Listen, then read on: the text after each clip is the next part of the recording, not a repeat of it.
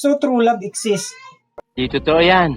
Yun yung pinakamalaking katanungan. Maraming nagkakasalungat sa ganyang idea o ganyang paniniwala na it does really exist or not. Bola lang yan. Well, yung sagot ko dyan, it really does exist. Can you remember during your high school?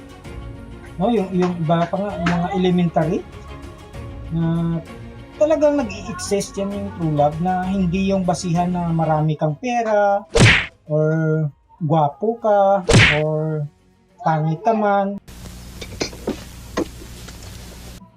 Talagang dumarating yan sa buhay ang punto na yun na talagang nai-inlove ka sa isang babae na hindi naman maganda. Wala ka namang desire sa pangangatawan ng isang babae o isang lalaki. Basta lang sa ugali lang, yun yung true love.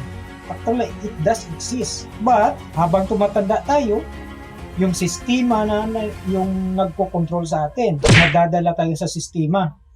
Yun yung realidad natin, na meron tayong sinusunod na sistema o meron tayong basihan na hindi pala tama na sundin mo yung puso mo. Will you please repeat it? But true love exists actually. Kaya nga lang, kung true love lang true love, magugutom tayo dyan.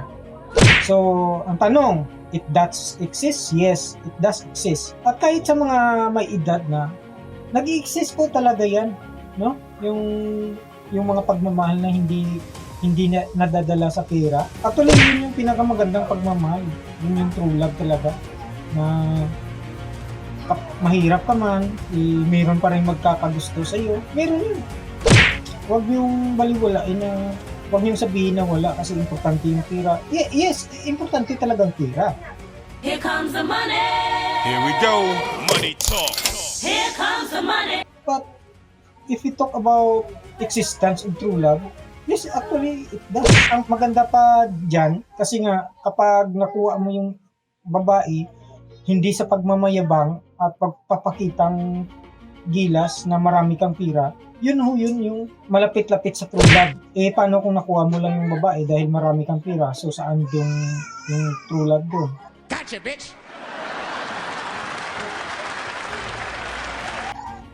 So, mapipil mo pa rin yan pag nagsama na kayo. At ang pangit ng ganun. Kasi nga, ini-expect ng babae, paano kung magkakaroon ka ng problema, dadaan ka sa pinaka-down, sa pinaka-below ng yugto ng buhay mo. Yung pagiging broke, unexpected, but it does really happen also. Yung pagiging down ng isang tao o ng isang lalaki, no? Yung pinaka-down niya sa buong buhay niya na dinanas, paano kung dumating yun? O nalugi yung negosyo mo, o nawalan ka ng trabaho. Do you really think na yung babae hindi lalayo sa iyo? Kung in the first place, nakuha mo lang siya sa pagmamayabang at pag-flex ng yaman mo? Gotcha, bitch. So, do you really think na hindi ka iiwan? Of course, iiwan ka. Kasi nga, hindi ka naman talaga mahal niyan in the first place. Yung kaligayahan, pwede mong bilhin, makuha sa pera. Pero yung true love, di mo yan makuha sa pera. So, good luck mga chong. Sana makahanap kayo ng true love nyo.